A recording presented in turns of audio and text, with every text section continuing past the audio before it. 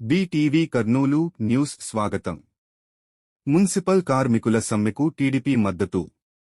Municipal కార్మికుల ఉద్యోగాల permanent కోసం రాష్ట్ర వ్యాప్తంగా చేపట్టిన సమ్మె గూడూరులో 5వ రోజుకు చేరుకుంది. గూడూరులో సిఐటియు ఆధ్వర్యంలో సిఐటియు డివిజన్ కార్యదర్శి జె. మోహన్ అధ్యక్షతన మున్సిపల్ కార్మికులు చేపట్టిన సమ్మె శిబిరానికి కోడుమూరు టీడీపీ నియోజకవర్గ ఇన్ఛార్జ్ ఆకే పోగు ప్రభాకర్, జిల్లా నాయకులు సుందర్రాజు, మండల కన్వీనర్ ఎల్. సుధాకర్ రెడ్డి, పట్టణ కన్వీనర్ గజేంద్ర గోపాల్తో పాటు వారి కార్యకర్తలు మద్దతు ఇవ్వడం జరిగింది. ఈ సందర్భంగా వారు మాట్లాడుతూ రాష్ట్ర ముఖ్యమంత్రి జగన్మోహన్ రెడ్డి మున్సిపల్ కార్మికుల సమస్యలు పరిష్కరించడంలో పూర్తిగా విఫలమయ్యాడని, ఆయన 736 హామీలు ఇచ్చాడని, ఈ 5 సంవత్సరాల కాలంలో కేవలం 100 హామీలు మాత్రమే నెరవేర్చాడని, 85% హామీలు అమలు చేయడంలో విఫలమయ్యాడని, అందులో మున్సిపల్ కార్మికులకు ఇచ్చిన హామీలు కూడా ఉన్నాయని, పట్టణాలను శుభ్రం పరిచే మున్సిపల్ కార్మికుల గురించి రాష్ట్ర ముఖ్యమంత్రి పట్టించుకోకపోవడం దురదృష్టం అని, ఇటువంటి ముఖ్యమంత్రి రాష్ట్రంలో ఉండడం దౌర్భాగ్యం అని, మున్సిపల్ కార్మికుల సమస్యలు పరిష్కరించకపోగా బయట నుంచి కూలీలను పిలుచుకుని వచ్చి పట్టణాలను శుభ్రపరచడానికి ప్రయత్నిస్తున్నారని, కరోనా కాలంలో ప్రాణాలకు తెగించి పనిచేసిన కార్మికులపై రాష్ట్ర ప్రభుత్వం ఇటువంటి చర్యలు తీసుకోవడం సిగ్గుచేటని, కనుక మున్సిపల్ కార్మికులకు ఇచ్చిన హామీల అమలు చేసే వరకు వారికి టీడీపీ పార్టీ అన్ని విధాలుగా సహాయ సహకారాలు అందిస్తామని, అవసరమైతే వారి ఉద్యమంలో పాల్గొంటామని, బయట వ్యక్తులతో పనులు చేయిస్తే అడ్డుకుంటామని వారు హెచ్చరించారు. కార్యక్రమంలో టీడీపీ నాయకులు, మున్సిపల్ కార్మికులు శాంతన్న దానమన్న, మనోహర్ అమ్మ, గ్రేస్ అమ్మ, అచ్చమ్మ, గోపాల్ శేఖర్ తదితరులు పాల్గొన్నారు. ఈరోజు 5వ రోజులో సమ్మె చేస్తుంటే ముఖ్యమంత్రి గారు మొన్న మంత్రులతో చర్చలు జరిపారు. ఆ చర్చల సందర్భంగా మంత్రి నాయకులకు, మున్సిపల్ యూనియన్ నాయకులకు, కార్మికుల నాయకులకు ఏమని చెప్పారంటే, ప్రభుత్వం సానుకూలంగా ఉంది, మీరు సమ్మె విరమించండి అని చెప్తున్నారు. ఫెయిల్యూర్ అయినా అసలుగా 85% కాదు 100% ఫెయిల్యూరు. ఇప్పుడు ఎంతటి ఘోరమైనటువంటి నిర్ణయాలు ఇవి. చర్చలకు పిలిచి చర్చలు వినేటువంటి పరిస్థితి కూడా లేదని చెప్తున్నాడు సోదరుడు. మరి ముఖ్యమంత్రి మరి కేవలము ఎక్కడ మనము సీట్లని అదే ఆ వ్యాపకంలో ఉన్నాడు. ఎవరి దగ్గర డబ్బుల మూటాలు ఉన్నాయి, ఎవరు వీళ్ళని ఎక్కడ మార్చాలా ఆ వ్యాపకం చూస్తున్నాడు. కానీ మరి మున్సిపల్ కార్మికులు లాంటి అసలు వీళ్ళు సమ్మె ఇంతకుముందు కూడా చేసినారు, ఇప్పుడు మళ్ళీ సమ్మె. ఇప్పుడు ఆయనే అసెంబ్లీలో ఉన్నట్టు ₹1,00,000 ఇచ్చినా తక్కువే. మరి అటువంటి కార్మికుల సమస్యల్ని 1 గంట 2 గంటలో విని దానికి ఎంతో చేస్తా ఉన్నాడు కదా. మరి 99% 5% చేస్తా అన్నాడు. మరి అన్ని చేసినాడు, ఇదేమైంది? మరి వాళ్ళు చేసే పని సామాన్యమైన విషయం కాదు. మన ఇంట్లో మన కుటుంబంలో మనమే చేసుకోమే. మరి వాళ్ళ అటువంటి సమస్యను కూడా ఇంతటి 5 రోజులు 6 రోజులు పండగ పోని కనుక జగన్మోహన్ రెడ్డి ఎంతటి ఫెయిల్యూర్ సీఎం అనేది ప్రజలకు అంతా తెలిసిపోయింది. ఎవరు ఎన్ని చేసినా ఇంకా అయిపోయింది. పాపాలు పెరిగిపోతాయి. ఇంకా 99 పాపాలు అయిపోతే ఆటోమేటిక్గా అది జరిగిపోతుంది. అదే ఇంకా రోజులు కూడా లెక్కకు వచ్చినా సినిమా 2వ వారం 3వ వారంకి వస్తుంది. ఇంకా అక్కడ చూస్తే వాళ్ళు పాపం అంగన్వాడీ కార్మికులు వాళ్ళు చేస్తూ ఉన్నారు. మరి ఇటువంటి వాళ్ళ దగ్గర మిగిలిస్తావు. ఎక్కడెక్కడో వేల కోట్ల రూపాయలు చేయబడైపోయి ఈరోజు ఎంత పడతాలో ఎన్ని కోట్లు ఎవరు పార్టీ తరఫున రాష్ట్ర వ్యాప్తంగా కూడా మేము మద్దతుగా మీకు ఉంటామని చెప్పి తెలియజేసుకుంటూ నేను సెలవుకుంటా ఉన్నాను. కార్మికుల సమ్మె వాళ్ళ కోరికలేమే తీర్చలేనటువంటి కోరికలేమి కాదు. వారికి ఉద్యోగాన్ని రెగ్యులర్ పారిశుద్ధ కార్మికుల్ని పిలిచి మీ సేవ రాష్ట్రంలో గణనీయమైనది, విలువ కట్టలేనిదని చెప్పిన ఈ ముఖ్యమంత్రి వాళ్ళకి సన్మానం కూడా చేయడం జరిగినప్పుడు తర్వాత వాళ్ళ హామీలు ఇవ్వండి అంటే వాళ్ళకి సన్మానాలు చేసి చాలువలు కప్పి దండ వేయడం కాదు. వాళ్ళకి జీవన భృతి వాళ్ళకి కేవలం ₹15,000 ₹14,000 నెల జీతం ఇస్తున్నారు. పల్లెటూరులో అయితే ఇంకా అధ్వానం ₹4,000-5,000 కార్మికులకు ఇస్తున్నారు. ఈరోజు ఆ వేతనం కనీసం ఎక్కడ సరిపోతుంది? ఈరోజు జగన్మోహన్ రెడ్డి సలహాదారులు దాదాపు అంటే 20-30 మంది సలహాదారులు ఆయన పెట్టుకున్నాడు. ఒక్కొక్క సలహాదారులకి ₹1,00,000 జీతాలు, వాళ్ళ కారు అలవెన్సులు, ఇంటి అలవెన్సులు, కొన్ని కోట్లు వందల కోట్లు చెల్లిస్తున్నాడు. ఇంకొకటి ఇప్పుడు విద్యార్థులకు పై చూస్తేనే ఒకటి కంప్యూటర్ కూడా కొనిచ్చాడు ఆయన. ఒక కంప్యూటర్లో దాదాపు అంటే 7-8 వేలు కమిషన్ రూపంగానే పడుతుంది. ఈ కమిషన్ల రూపం ముట్టేది దాదాపు అంటే 300-400 కోట్లు ఉంటుంది. అట్లానే సాక్షి పత్రికకి సంవత్సరం 400 కోట్లు ఊకే అడ్వర్టైజ్మెంట్గా సాక్షి పత్రిక 400 కోట్లు చెల్లిస్తున్నాడు.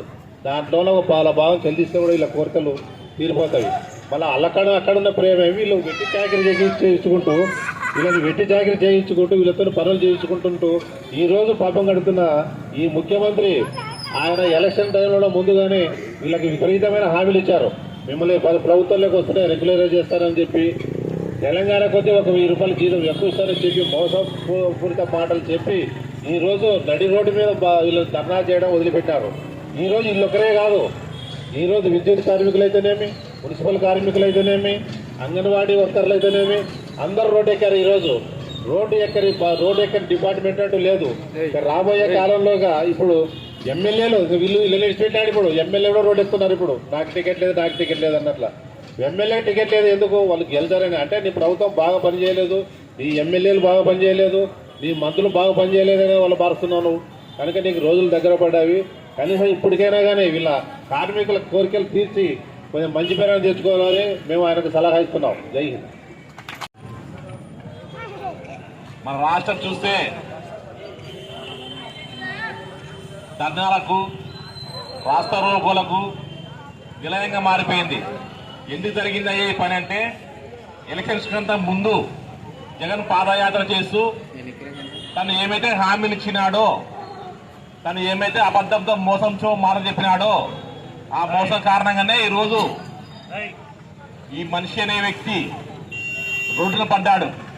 ఎందుకయ్యా అంటే, కేవలం మేము పని చేస్తున్నాము, మా పని తగ్గ వేతనం వేయండి అని పుట్ట చెంత పట్టుకుని ఈరోజు రోడ్డున పడితే ఈ దుర్మార్గమైన ముఖ్యమంత్రి, ఇక్కడ ఉన్న పాలక మండలి వీళ్ళకి పోటీగా మళ్ళీ వేరే వాళ్ళని తెచ్చి మేము పని చేపిస్తామనేది మరి ఇది దుర్మార్గం. ఇది లోకల్ గా ఉన్న గూడులో ఉన్న ప్రతి ఒక్కరిని ఖండించాలి. ఎందుకంటే ఇక్కడ పనిచేసే ప్రతి ఒక్కరు మన బంధువులే. వీళ్ళు కూడా వీళ్ళ కడుపు కొట్టే విధానం అనేది చాలా దుర్మార్గం. ఇది పక్కన ఉండి చూస్తూ పోతున్నారు కానీ వైకాపా నాయకులు ఇక్కడికి ఎవరు వచ్చి మీరు మా బంధువులు, మీరు మా ఊర్లో పనిచేస్తున్నారు, ఉచ్చరించాలి మీరంతా తీస్తున్నారు, మా ఊరు శుభ్రంగా ఉందంటే కారణం మీరేం చెప్పి ఈ రోజు వరకు కూడా ఇక్కడ వచ్చిన పాపాన పోలేదు. మీకు అన్నీ ఒకటే హితవు చెప్తున్నాను, మీరు ఏదైతే ఉచ్చరించాలి వదులుతున్నారో ఆ వదిలే పారిశుద్ధ్యాన్ని కూడా వీళ్ళు ఎత్తేసి ఊరిని శుభ్రంగా పెడుతున్నారు. మీరు వీళ్ళకి సంఘీభావం చెప్తారని మేము ఆశిస్తున్నాము. ఎందుకంటే కరోనా టైంలో మనిషికి సంబంధాలు లేక ఒక మనిషిగా మనిషితో మాట్లాడితే రోగం వస్తుంది, చనిపోతుంది. ఆ పరిస్థితుల్లో కూడా వీళ్ళు ధైర్యంగా ముందుకొచ్చి మన ఊరిని శుభ్రం చేసినారు. ఈ శుభ్రం చేసిన వీళ్ళకి అందరికీ కాళ్ళు కడుగు నెత్తిన వస్తుంది కదా మన పాపాలు పోవు. ఎందుకంటే వాళ్ళు ఏమి కొంత అర్థలేరు. ఇందాక మా మిత్రులు చెప్పినట్టు మీకున్న సలహాదారులు ఎంతమంది అయితే ఉన్నారో ఒక్కొక్క 2,50,000 రూపాయలు జీతం ఇస్తున్నావు, వాళ్ళు మీకు ఏం సలహా చెప్తున్నారు? ఈ కళ్ళ ముందు కనిపించే కార్మికులు మీకు కనిపించలేరని చెప్పి మేము డిమాండ్ చేస్తున్నాము. కనుక ఇప్పుడే మీరు బుద్ధి తెచ్చుకొని, ఎందుకంటే ఈ రోజు మీరు వేరే వాళ్ళకి తెచ్చి పని చేపిస్తున్నారంటే అది మీకు దుర్మార్గం. అది ఈరోజు మేము చెప్తున్నాము, మీరు నిజంగా ఫెయిల్యూర్ ముఖ్యమంత్రి. మిమ్మల్ని ఆ ముఖ్యమంత్రి పదవి తీసేసి మా కార్మికుల్ని పెడితే మేము ఖచ్చితంగా బాగా పనిచేస్తామని ఈ సభాముఖంగా తెలియజేస్తున్నాను. ఇక వీళ్ళొక్కరే కాదు, సర్వశిక్ష అభియాన్ అయితేనేమి, అంగన్వాడీ అయితేనేమి, కరెంటు ఉత్పత్తి చేసే వాళ్ళైతేనేమి అందరూ వేతనం ఇవ్వండి. ఉప్పు పెరిగింది, పప్పు పెరిగింది, చింతపండు రేట్లు పెరిగినాయి, పెట్రోల్ ఇది పెరిగింది. రేట్లకు తగ్గట్టు వేతనం పడతారు. మిమ్మల్ని ఏమి పదవులాడతలేరు, పరిపాలన బాగపలాడతలేరు. దయచేసి కార్మికుల కడుపు కొట్టవద్దండి. ఆ కొట్టే పరిస్థితికి వచ్చింది. దయచేసి మనమందరం ఐకమత్యంగా ఉండి మన ఊర్లో పనిచేసే ప్రతి ఒక్కరికి మనం ఇక్కడ ఉన్న అందరం సంఘీభావం చెప్పి వాళ్ళకి మనోధైర్యాన్ని ఇస్తారని ఈ సభాముఖంగా తెలుస్తున్నాం. Thank you. ఈరోజు రాష్ట్ర వ్యాప్తంగా సిఐటియు ఆధ్వర్యంలో మున్సిపల్ కార్మికులు చేస్తున్నటువంటి మరి వారి యొక్క ఉద్యోగాల పర్మనెంట్ కోసమని గత ఈ నెల 26వ తేదీ నుంచి మరి 6 రోజులుగా నిరవధిక సమ్మె చేస్తున్నటువంటి మా యొక్క సోదరులు మరి మిత్రులు మోహన్ గారి ఆధ్వర్యంలో గూడూరు పంచాయతీలో చేస్తున్నటువంటి పారిశుద్ధ్య కార్మికులకు మద్దతుగా తెలుగుదేశం పార్టీ బృందం ఈరోజు మద్దతు తెలపడానికి రావడం జరిగిందని ఈ సందర్భంగా తెలియజేస్తా ఉన్నాం. మరి మిత్రులారా, ఈరోజు మనం చూస్తా ఉన్నాం, జగన్మోహన్ రెడ్డి నమ్మిన వారికి నట్టేట ముంచే వ్యక్తి ఈరోజు తన సొంత తల్లిని, అక్కను, చిన్నాయనను చంపినటువంటి ఈ జగన్మోహన్ రెడ్డి మనకి ఏ విధంగా న్యాయం చేస్తాడో ఒకసారి ఆలోచించాలి. మరి ఈ యొక్క జగన్మోహన్ రెడ్డి చేస్తున్నటువంటి దుర్మార్గమైనటువంటి పాలనలో పాదయాత్ర చేస్తున్నప్పుడు ఆయన హామీలు ఇచ్చాడు. దాదాపుగా 730 హామీలు. ఇందాకనే మేము ఒక బుక్లెట్ రిలీజ్ చేశాం. 730 హామీలు ఇచ్చినటువంటి ఈ యొక్క జగన్మోహన్ రెడ్డి ఈరోజు దాంట్లో కేవలం 109 హామీలు మాత్రమే నెరవేర్చడం జరిగిందని కూడా ఈ సందర్భంగా తెలియజేస్తా ఉన్నాం. అంటే ఈరోజు జగన్మోహన్ రెడ్డి చెప్తా ఉన్నాడు, మేము ఇచ్చినటువంటి హామీలు 98% పూర్తి చేస్తామని చెప్పినటువంటి ఈ యొక్క జగన్మోహన్ రెడ్డి మరి ఎందుకు భయపడుతున్నావా జగన్మోహన్ రెడ్డి? ఈరోజు 151 సీట్లు వచ్చినటువంటి మీరు ఈరోజు 92 ఎమ్మెల్యేలను మారుస్తా ఉన్నావు అయ్యా. అంటే న్యాయమైనటువంటి సమ్మె ఏదైతే ఉన్నదో మనం చూస్తా ఉన్నాం. ఆ రోజు పాదయాత్ర చేస్తున్నప్పుడు మరి వీరందరికీ కూడా హామీ ఇచ్చారు. వీళ్ళు అడుగుతున్నటువంటి న్యాయమైన హక్కులు కానీ కోరికలు కానీ పెద్దవి కాదు. వాళ్ళు చేస్తున్నటువంటి పనికి వేతనం, సుప్రీంకోర్టు ఇచ్చినటువంటి గైడ్ లైన్స్ ప్రకారం వాళ్ళకి వేతనం ఇవ్వాలి, పెన్షన్ ఇవ్వాలి, పర్మనెంట్ చేయాలి. బట్ ఇటువంటి చిన్న విషయాలను కూడా నెరవేర్చినటువంటి ఈ యొక్క జగన్మోహన్ రెడ్డిని మరి ఏ విధంగా ఇంటికి పంపాలో ఒకసారి ఆలోచించండి. అంటే జగన్మోహన్ రెడ్డి చేస్తున్నటువంటి అన్ని ఆకృత్యాలు ఈరోజు రాష్ట్ర వ్యాప్తంగా చూస్తూ ఉన్నాం. మరి ఆయన చేసినటువంటి హామీలు ఒక్కటి కూడా నెరవేర్చలేదు.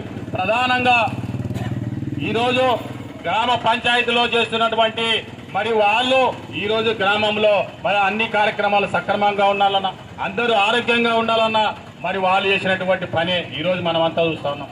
మరి కరోనా సమయంలో వాళ్ళు వారి యొక్క ప్రాణాలకు తెగించి ఆ రోజు పారిశుద్ధ్య కార్మికులు పనిచేశారు.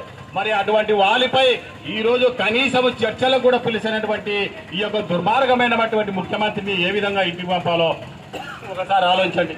ఈరోజు మేము ఒకటే అడుగుతున్నాం, జగన్మోహన్ రెడ్డి నీవు పెట్టుకున్నటువంటి సలహాదారులు 245 మంది సలహాదారులు ఉన్నారు. వాళ్లకు దాదాపుగా 2,50,000 వేతనాలు ఇస్తున్నావు.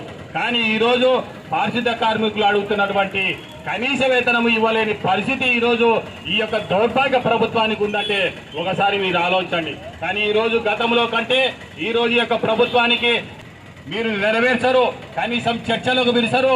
మరి వాళ్లకు కావలసినటువంటి అవసరాలు కూడా మాట్లాడలేని పరిస్థితి ఉన్నారంటే ఈరోజు జగన్మోహన్ రెడ్డి ఏ విధంగా పరిపాలన చేస్తారో ఒకసారి ఆలోచించండి. ఖచ్చితంగా ఆయన నెరవేర్చే స్థితిలో లేడు. రాబోయే ఎలక్షన్లలో ఖచ్చితంగా ఇక్కడ ఉన్నటువంటి అందరూ కూడా ఆయనను గద్దరించడానికి సిద్ధంగా ఉన్నారని కూడా మీ ద్వారా తెలియజేస్తున్నాను. ఏదైతేనేమి ఖచ్చితంగా తెలుగుదేశం పార్టీ అధికారంలోకి వస్తుంది. 2024 ఎన్నికల్లో తెలుగుదేశం పార్టీ అధికారం వచ్చిన తక్షణమే మీ యొక్క సమస్యలు చంద్రబాబు నాయుడు గారు ముఖ్యమంత్రి అవుతాడు. వాటిని తీర్చే బాధ్యత తెలుగుదేశం పార్టీ తీసుకుంటుంది. నేను ప్రత్యేకంగా కోడుమూరు నియోజకవర్గం తరఫున మీ అందరికీ హామీ ఇస్తున్నాను కూడా తెలియజేస్తున్నాను. ఈ రోజు మీరు చేస్తున్నటువంటి ఈ యొక్క సమ్మెకు మద్దతుగా మేము మా చంద్రబాబు నాయుడికి ఇప్పుడే మరి టెలిగ్రామ్ ద్వారా మేము ఈ యొక్క సమస్యలను మా యొక్క అధినేత దృష్టికి తీసుకుపోతామని కూడా తెలియజేసుకుంటూ మరొకసారి మేము ఒకటే చెప్తా ఉన్నాం. ఈ రోజు చేస్తున్నటువంటి ఈ యొక్క సమ్మెలో పాల్గొన్నటువంటి మా యొక్క అక్కలు, తమ్ముళ్ళు, చెల్లెళ్ళు అందరూ ఇక్కడే ఉన్నారు. మరి పక్క ఊర్ల నుంచి వచ్చి ఇక్కడ వాళ్ళతో పని చేయిస్తే మాత్రం చూస్తే ఊరుకోం. ఖచ్చితంగా తేలికైన వాళ్ళని అడ్డుకోవడానికి అవసరమైతే ఎదురు జారి చేయడానికి కూడా సిద్ధంగా ఉన్నామని కూడా తెలియజేసుకుంటున్నాను. కాబట్టి మిత్రులారా, మీరు ఎవరు భయపడవద్దండి. మీకు న్యాయం జరిగేంత వరకు కూడా తెలుగుదేశం పార్టీ అండగా ఉంటుంది. మరి చంద్రబాబు నాయుడు గారికి ఈ యొక్క విషయాలన్నిటి కూడా తెలియజేస్తాం. మన ప్రభుత్వం వచ్చిన తర్వాత మీ యొక్క సమస్యలు తీర్స్తామని కూడా తెలియజేసుకుంటూ మీకు మరొకసారి మా యొక్క పార్టీ తరఫున సంపూర్ణమైనటువంటి మద్దతు మరి సంఘీభావాలను తెలియజేస్తా ఉన్నాను. జై హింద్, జై చంద్రబాబు. ఇప్పుడు ప్రస్తుతం ఉన్న సమస్యను కూడా మరి నారా చంద్రబాబు నాయుడు గారి దృష్టికి తీసుకువెళ్ళి పరిష్కరిస్తాం. దానిపైన పోరాటాలకు కూడా సిద్ధంగా అవడానికి కూడా ప్రయత్నాలు చేస్తామన్నారు. అదేవిధంగా కొత్త వాళ్ళతో ఇప్పుడు పనులు చేయించడానికి సిద్ధపడుతున్నారు నగర పంచాయతీ సిబ్బంది. కాబట్టి వారికి కూడా అడ్డుకుంటామని, మనకి తోడ్పాటు ఉంటామని కూడా చెప్పడము జరిగింది. వారికి కూడా మన ఒక్కసారి మన మున్సిపల్ వర్కర్స్